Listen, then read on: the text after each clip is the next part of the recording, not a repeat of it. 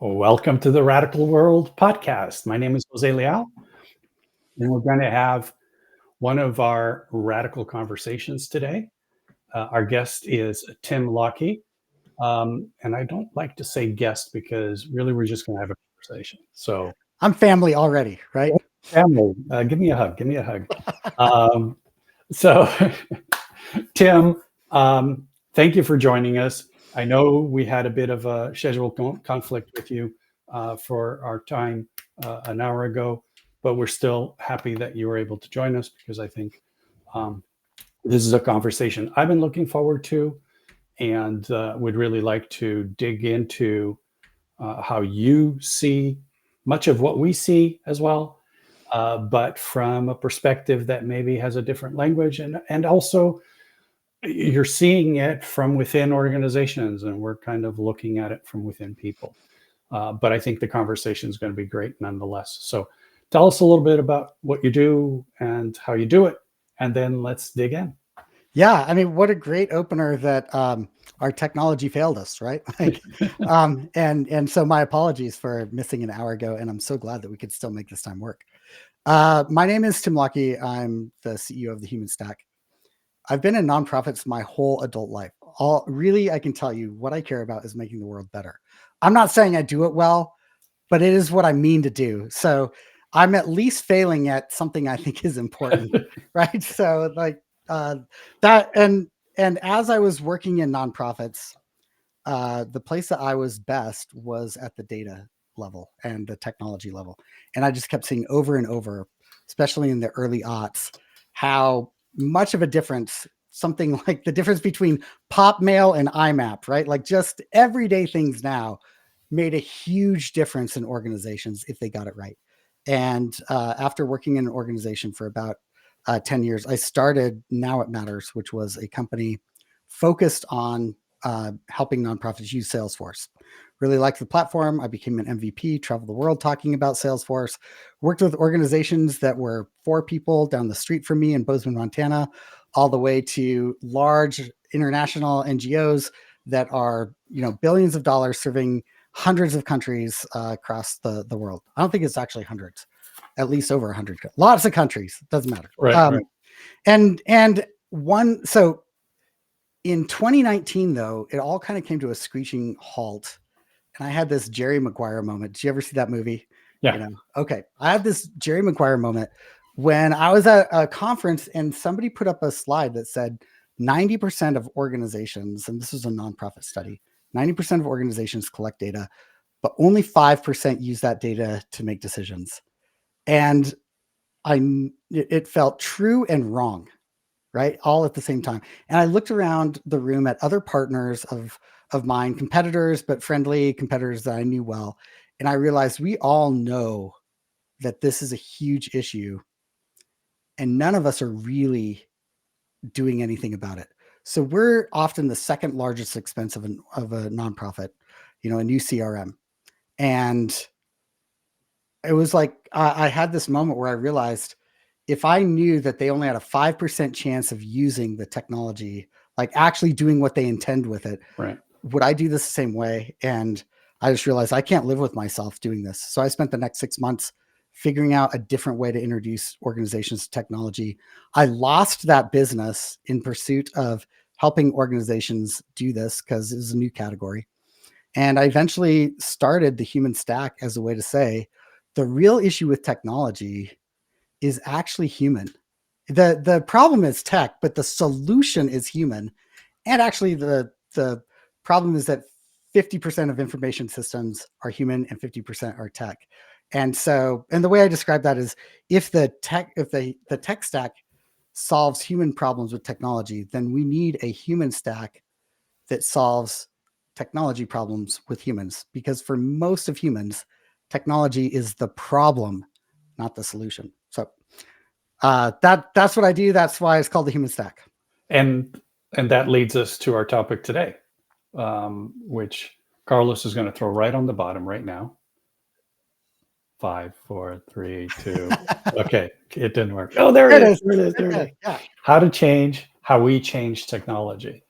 And when we first talked about what you're doing and you were kind of using that language, it really resonated because for me and the work we're doing at Radical, it's about realizing that when we're trying to change systems, we're really trying to change how we see ourselves and each other, which then changes how we see systems, right? Because ultimately, the way we see systems, if we're looking at them from the wrong lens, then Yes, we end up screwing up. And I think that's what absolutely. we've been doing in the technology space for a very long time, right?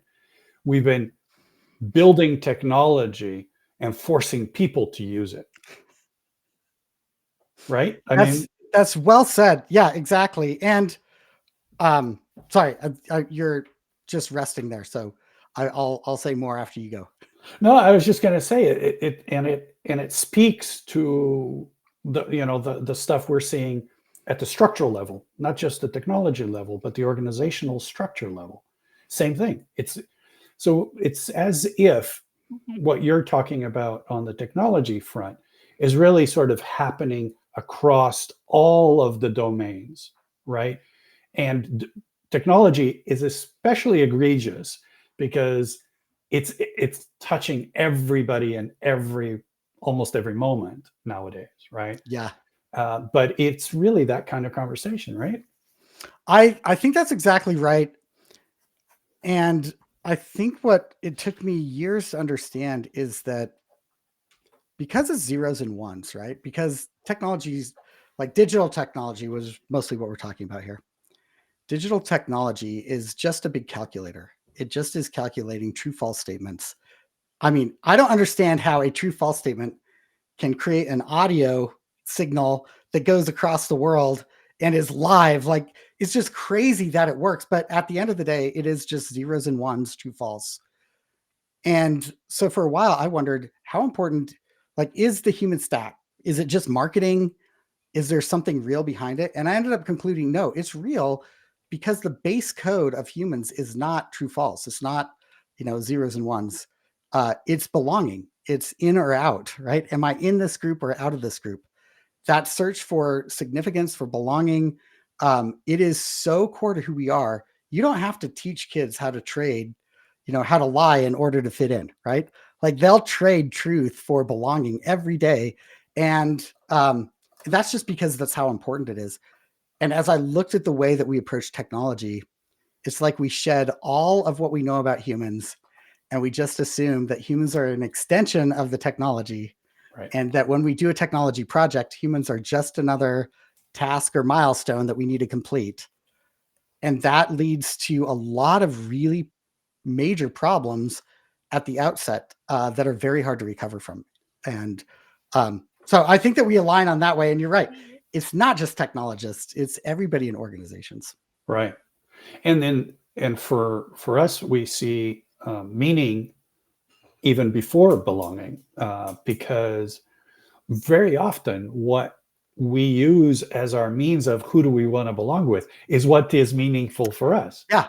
right? Yep. Because if we Absolutely. don't have a sense of meaning, then finding that group of belonging, I mean, obviously, if we're desperate, we'll belong to anybody, right? If nobody I'll wants say us, that's such a great idea. I've never thought about that. I love what you're talking about. Oh my gosh. Yes.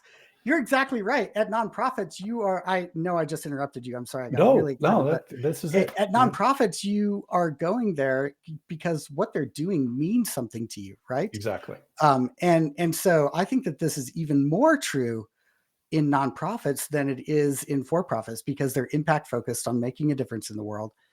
And then it is so sad to watch that level of passion and desire flame out, like, Just because of tech, right? exactly. And I'll tell you, here's how it happens. We need new tech. We're really frustrated. Our systems don't work. So they go bring in a new big platform, right? And in order to meet time and budget and all of that, they end up increasing the amount of disruption that staff have, which was already a lot, right? And that disruption, humans have such a negative reaction to disruption. Can I tell you a story really quickly Actually, about that? before you do, I want to hear that story, but it just occurred to me as you said that that you said, we're talking about technology, zeros and ones. And it just occurred to me that we're talking about technologies, zero and ones, and we're also talking about the soft technologies. It is technology as a whole that we have used for governance, Yes. for how we collaborate, how we Yep. manage, blah, Yep. blah, blah. We're just repeating the same problem with the zero and ones technology Yeah. that we're already doing It's a good with the catch. soft technology, right? Yeah, I agree. And it's also soft infrastructure as well, right? Yeah. It's soft technology and it's soft infrastructure, which frankly we don't know how to invest in, which is a core issue here. Yeah, But I'd love to hear your story. Oh yeah, I forgot. Okay, yeah, my story. When my daughter was really young, she went on a trip with her grandmother, and everything went wrong. Just everything went wrong. Wrong airport, wrong flights, wrong destination. And my daughter was 6 years old at the time, and she held it together all day long because her grandmother said, "When we get to the end of the day where we're going, I'm going to buy you chocolate ice cream." And when they got to the front of the line and they ordered chocolate ice cream, the man said, "We're out." And my daughter, right, exactly. Does your heart just break for that? She just dropped to the floor in a heap of tears. And there's a couple of takeaways relevant here. One is when you create more disruption than humans have capacity for it, that's called change saturation. And when they hit levels of change saturation, humans respond negatively but predictably. You can count on humans to have a negative reaction. They should, if they're working right, they should have a negative reaction to change saturation. If that's extended for a long period of time, it turns into trauma. And so when you have high amounts of disruption in an organization, not just tech, like the new CRM will create some, but it might be a pandemic and maternity leave and, family strife at home, a new kid, like all of these things go into the bucket on how much capacity humans have for change, right? And so point one is just humans can only handle so much of it. Point two is if I were in the line, like 4 people back, I'm ashamed to tell you, I would have thought my daughter was just a spoiled, rotten little girl because, all I saw was, chocolate ice cream and falling on the floor and having a tantrum because she didn't get her way. Right. I feel like leaders don't understand that the people lower down in their organizations, boots on the ground, technologists, and just everyday operators at their businesses, when their technology doesn't work, they express, "Hey, I can't do this." And there's a low amount of empathy from leadership on that. They don't understand just how challenging it is or how hard it is. And I feel like that's the second takeaway is leaders need to understand and appreciate that what they're doing is actually really making life hard for people in their organization. And that should be approached with empathy, right? Absolutely. And that's essentially what you've just described is the two lenses that we talk about. But before I talk about the lenses, I was just thinking about what you said in regards to our capacity for change, right? And the first thing that came to my mind was this morning, my partner Laura and I, we went for a walk and we came back and she's like, "Oh, I need to cut back this plant." I'm like, "Don't cut back the plant. You're going to kill the plant."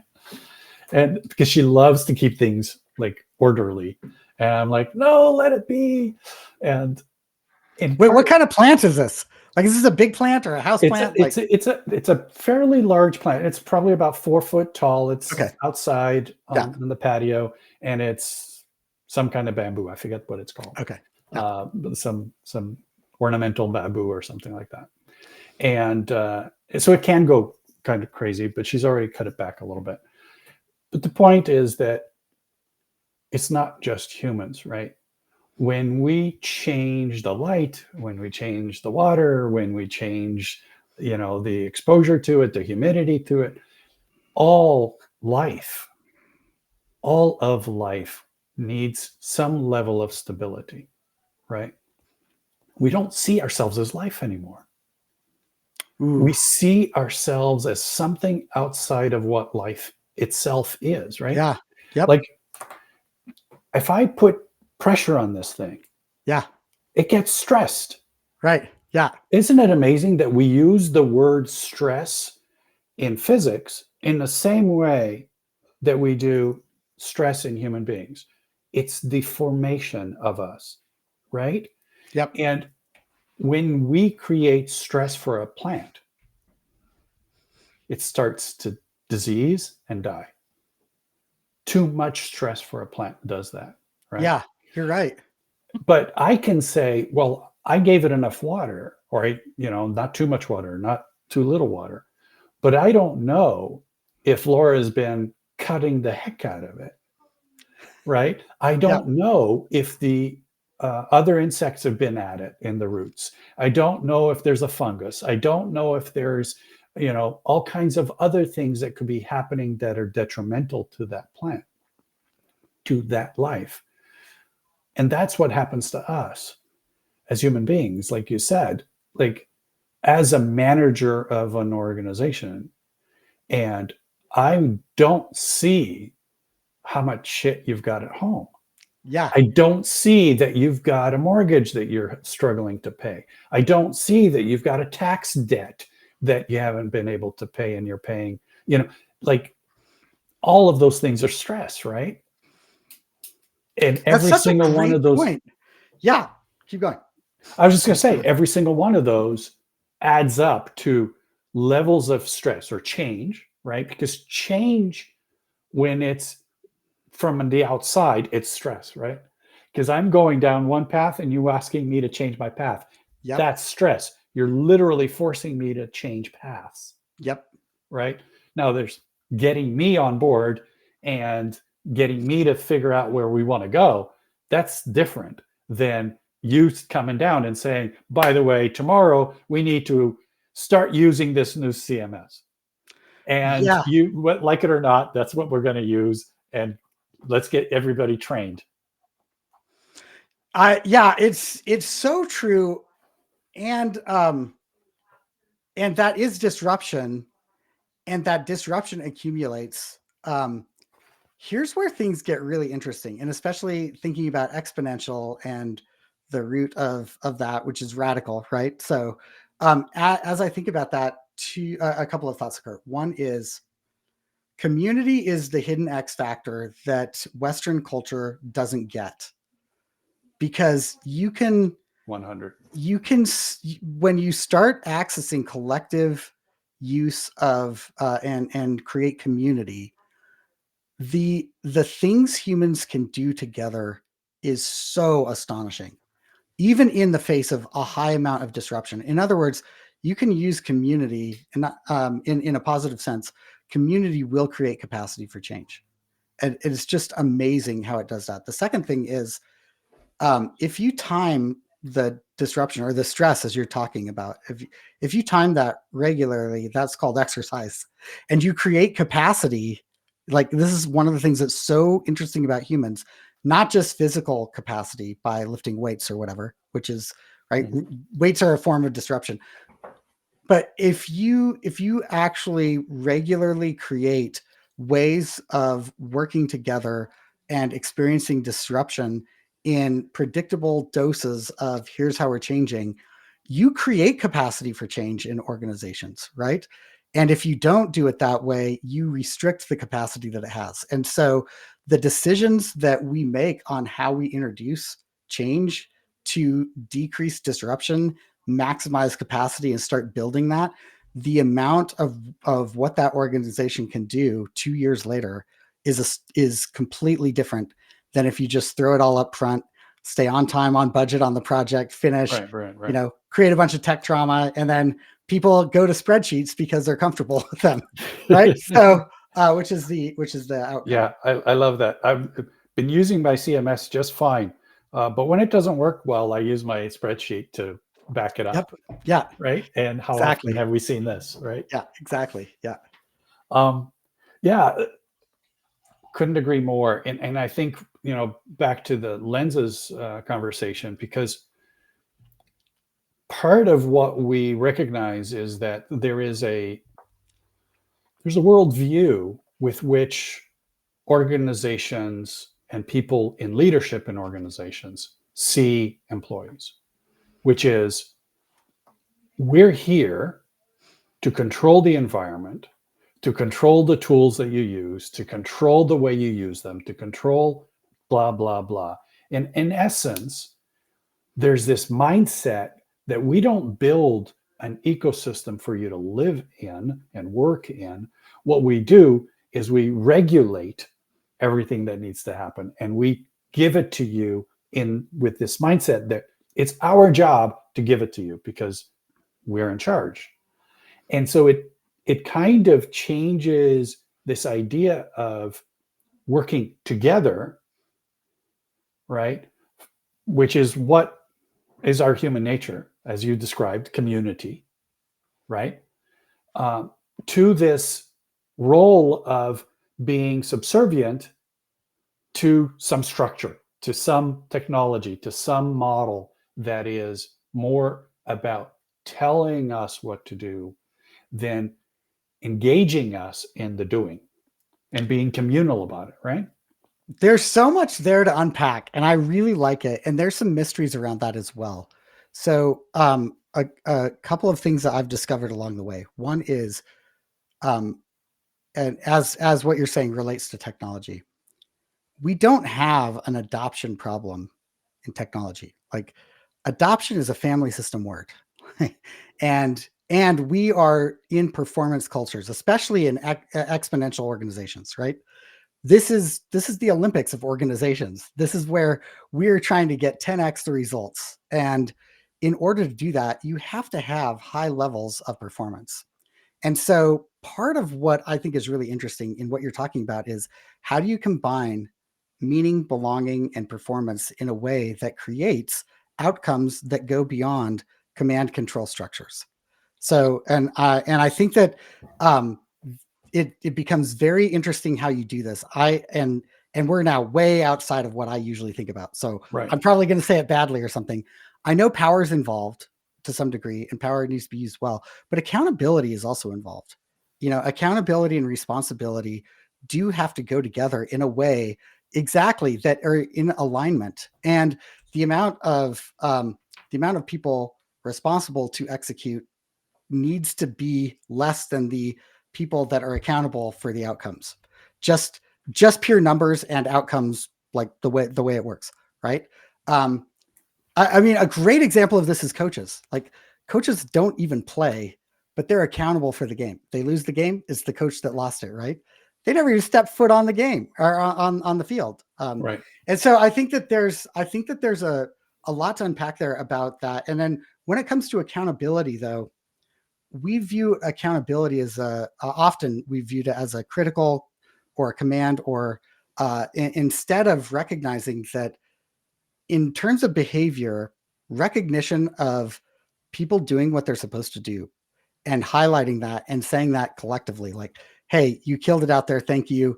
Like, that pulls humans forward towards that sense of belonging inside of accountability and responsibility structures. And so I think that there's a lot there to uncover on how you do that collective work well and stay aligned. And I love what you're saying about meaning. I think meaning is so important in that, so that belonging attaches to something important inside of that individual.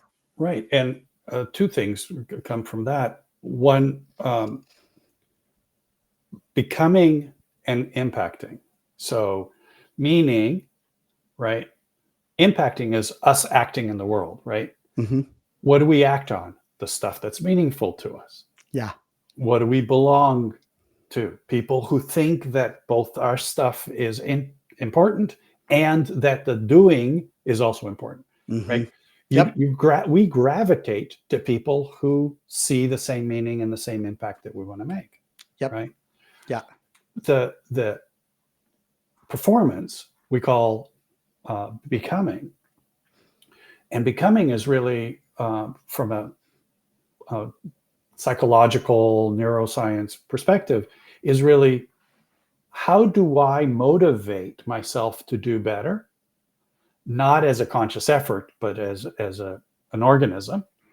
And that is seeing my community give me feedback. Mm-hmm. Right? Yeah. Positive and negative, what you just said, right? Mm-hmm. Yep. And so part of what we've been working on is an app we call RADS, which is a recognitions app. So as a community, how do I recognize what you are doing in a way that is a little more overt than it used to be? But also, how does it become a habit for me to be upfront and say what I really feel, which is, that was great, love it, thank you, right? And we don't do that enough because in our structures right now, doing that too much makes us look bad, right? I can't be complimenting everybody for all their good works because I'm competing with them. So the mindset of a community rather than of a hierarchy is very important, because on the hierarchy, people on my level, they're not good because I'm the one that needs to jump up to the next level. And we've lost our ability to actually recognize each other in the way that we need to. Yeah, that's really true. And it gets back to one of the things I've been surprised to learn this year about digital transformation. And you're thinking about like much more expansive concepts, but when it comes to how do we change the way we change technology, and digital transformation is like the moniker for that. Yeah. What I've been so interested to find out is that it happens best when you change individuals with technology, and those changes change an organization. I think we've been getting that backwards, where we're trying to have organizations, technology change organizations, or organizations change with technology, instead of seeing that the whole goal here needs to be developing individuals and making them successful at what they do with technology, and having that add up and aggregate to a larger achievement. And that's how you create impact. So I couldn't agree more, because I think the baseline, again, back to radical, the root is us and our motivation. So if we're not dealing with that, then right away we're dealing with stress. Yep. And if we're dealing with stress, then dysfunction is not far from that, right?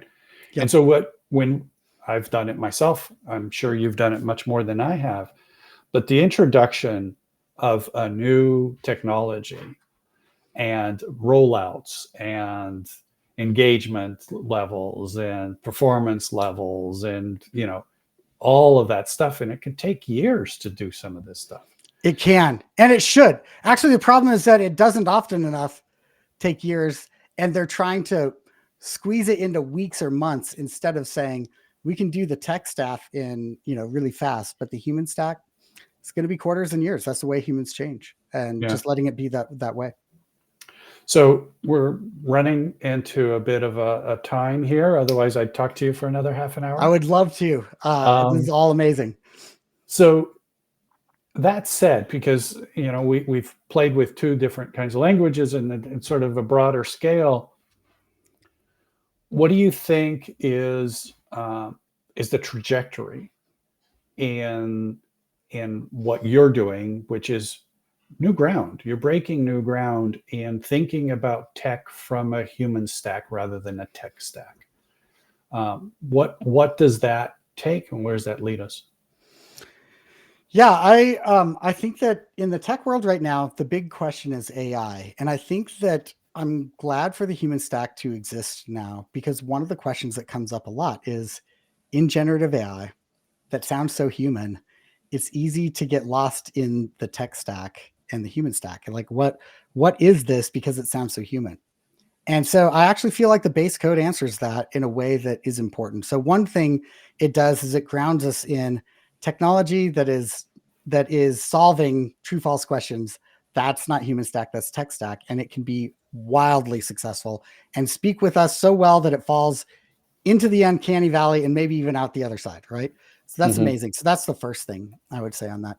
The second thing is wider recognition that there is harm we're doing to humans in the way we are introducing technology that damages those organizations' ability to create the kind of impact they want in the world.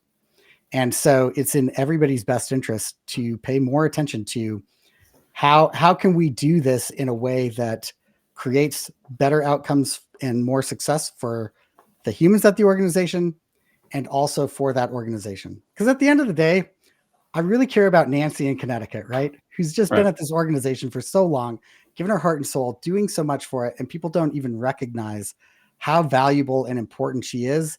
And if they did, if those organizations really got it, they could double or triple the amount of impact they're creating in the world with no more fundraising, just because they're able to use technology and create impact so much more effectively. Yeah. Thank you, Tim, for all of those wise words, because I think collectively, all of us need to start making these changes to change. Yeah. Right. Rather than forcing things in the way that we've been trying to do. So applaud you for the work that you're doing with Human Stack, and applaud you for having the insight, because I think it's taken, as you said, you had to give up what you were doing in order to be able to do this. And the idea of focusing technology on humanity is much like what we're doing, which is focusing work on humanity as a whole. And so I think that we speak the same language and very much are in sync. So looking forward to having future conversations Likewise, about Jose. this and other things. Next week, we've got our Pioneers episode 2. So we will be, Matt and I will be having a conversation with Tulio and talking about Radical and how Radical has come about and where we're at and where we're going. Perfect. Thank you so much, Jose. Thanks again, Tim. And thanks for the work that you're doing in Radical. I think it's so important. Thank you. We'll talk to you again soon. Sounds good. Okay, cheers.